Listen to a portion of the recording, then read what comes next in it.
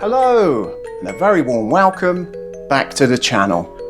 This week we're going to be taking a look at a Regency period Sir Plateau musical snuff box. So please stay tuned and we'll take a good look at it right after this.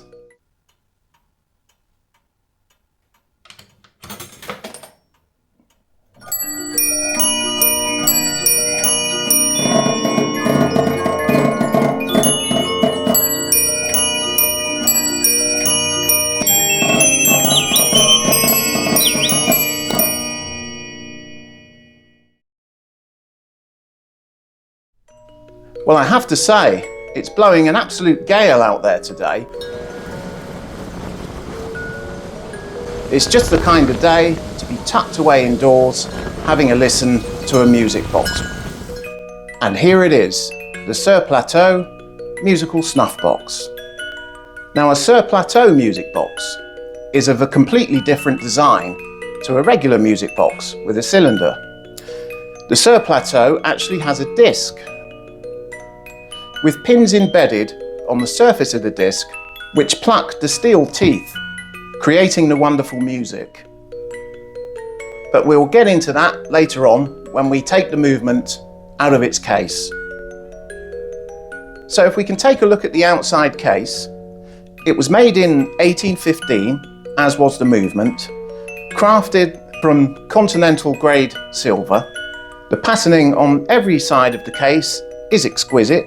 All of the four sides, the lid, and even the base of the case features this wonderful patterning. And to the lid there's a beautifully detailed engraving, and it's just in magnificent condition. As we open the lid, we see the interior of the case in wonderful condition. That's where the snuff would have been kept. I mean, the craftsmanship of this piece is incredible. Well over 200 years old, and yet the hinge works exactly as it should. No problem at all, it's just the right stiffness, and the case closes up absolutely perfectly. So if we take a look at the bottom of the case, you can see, as usual, the winding hole. And if we take the key, which is absolutely original, we place it into the small winding hole on the bottom of the case, and as always, we give it a wind.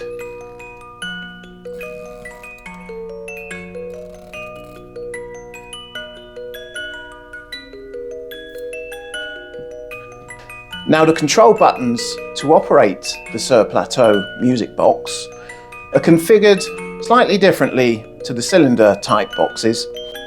There are two buttons on the front of the silver case. Now, the bottom one is to change the tune. So if I slide that one along to that position, it will play the first tune.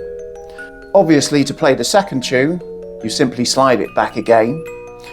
And to start the movement playing, you just shift this top button over to the left.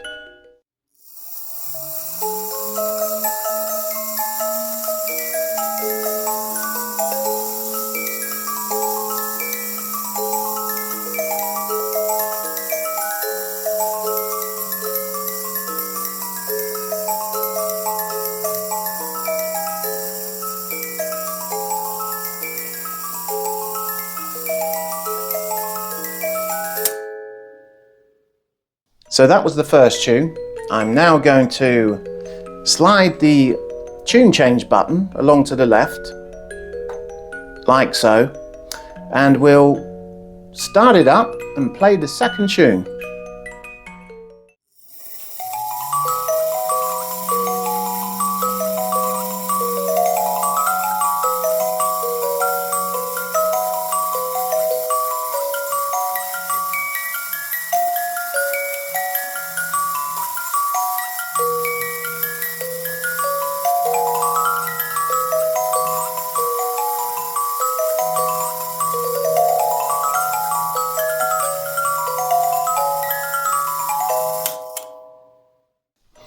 And yet another wonderful tune from the Regency period.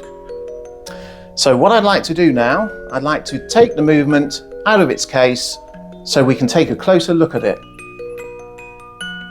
Now the case screw that I need to undo is exceptionally tiny. If you look at it in reference to my little finger, you can see exactly how small it is. So we don't want to lose that one. You have to be very careful.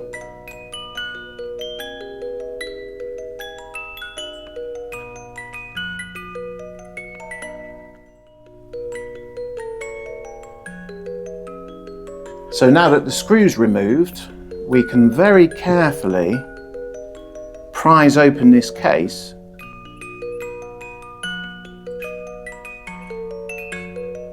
and slide out the movement. And there we go. We've got the one side of the Sir Plateau exposed. If I just get another screwdriver, slightly bigger one, there are two more screws to remove. There we go, there's the first one loosening up.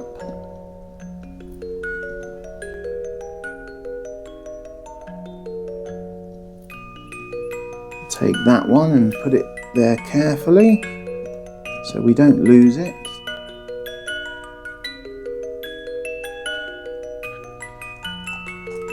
And once this screw is removed, like so, we are then able, I don't want to get fingerprints all over it, then able to remove it from the bottom of the case. So, here it is. The wonderful Sir Plateau movement. So we'll just have a quick run through of how the Sir Plateau movement works. So over on this side, we have the spring barrel. It's not much of a barrel, but in here is where the spring is kept. You insert the key into the winding hole and you wind the spring to give it the power, the energy to power the movement. And under this cover here, we have the gear train. I'm not going to remove it because it's a bit of a pain to get back on. So to power the energy in the coiled spring after it's been wound, travels through a series of gears in the gear train and eventually ends up at the disc. Now to control the speed of the disc, if we just flip this over onto the other side, here we have the governor. Now this governor isn't an air brake, as they mostly are on the cylinder type movements. This one is weighted. So the power that's released by the spring travels through the gear train, regulated by the governor, and eventually ends up to this small disc here at the appropriate speed it needs to be. So let's take a closer look at the disc of the movement. It's remarkable to say the least. It's only about 1.25 inches in diameter.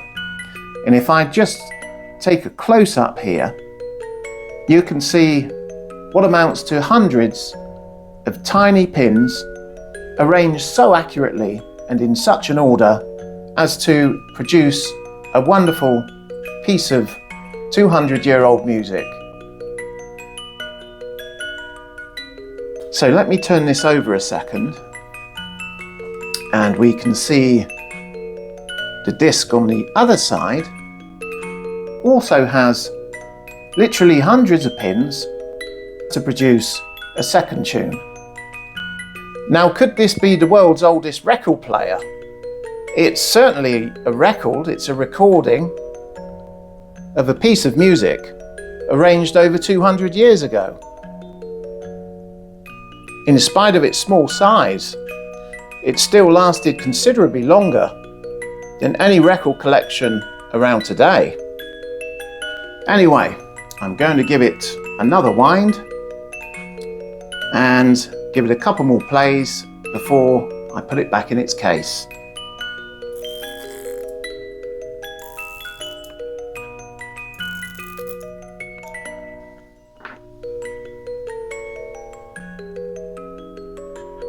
So here we go. I'm going to play the first tune once again so you can see the disc, the movement in full operation.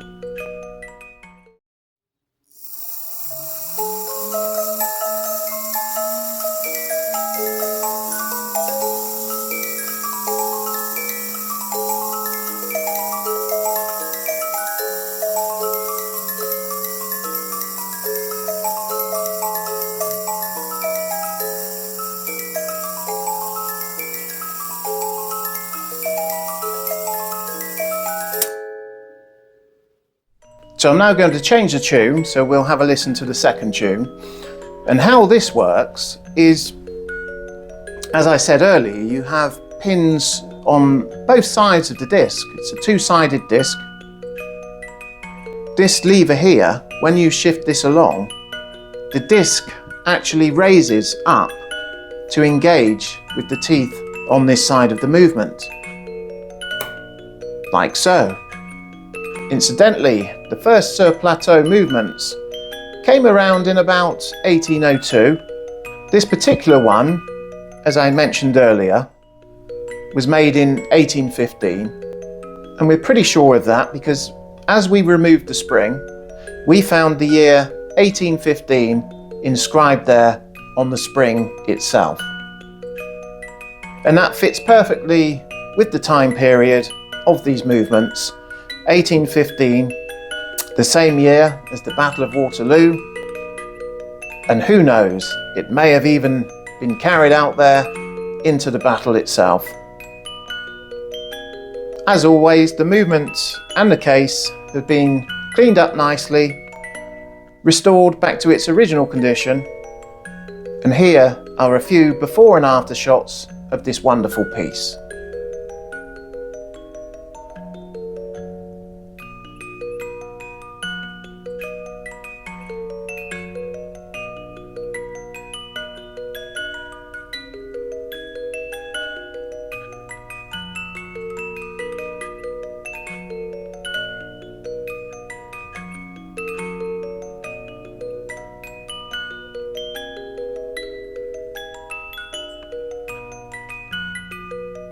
Right, let's go ahead and play the second tune, and we can take a look and see the disc rotating, plucking the steel teeth in wonderful 4K resolution.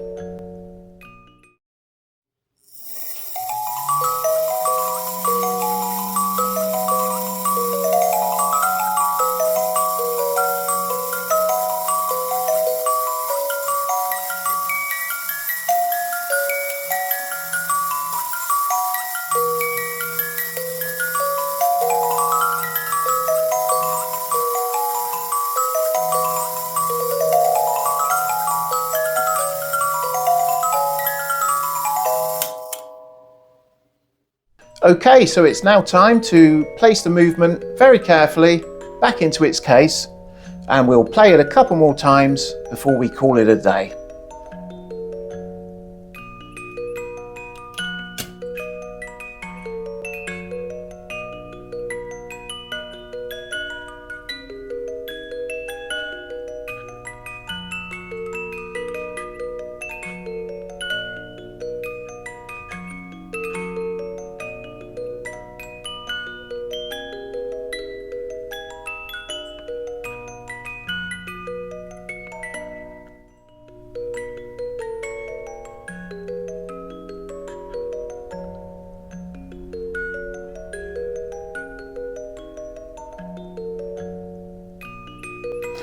And there we go, there it is, back in its case, back where it should be, and will hopefully last for many, many more years to come. So we give it another wind, key in the hole, and give it a wind.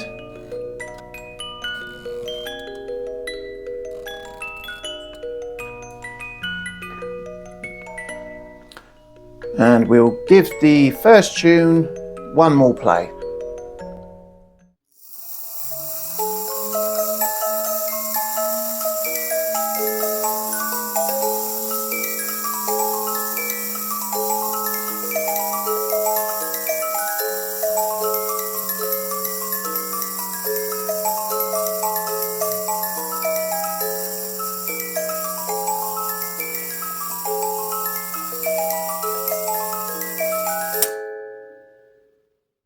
Marvellous.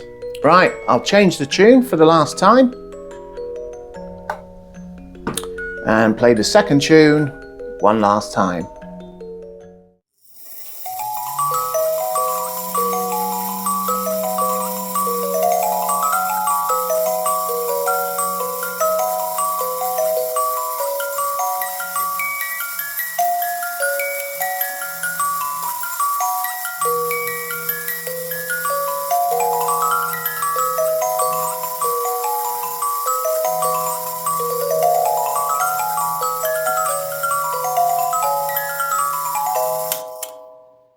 And there it is, the end of the video.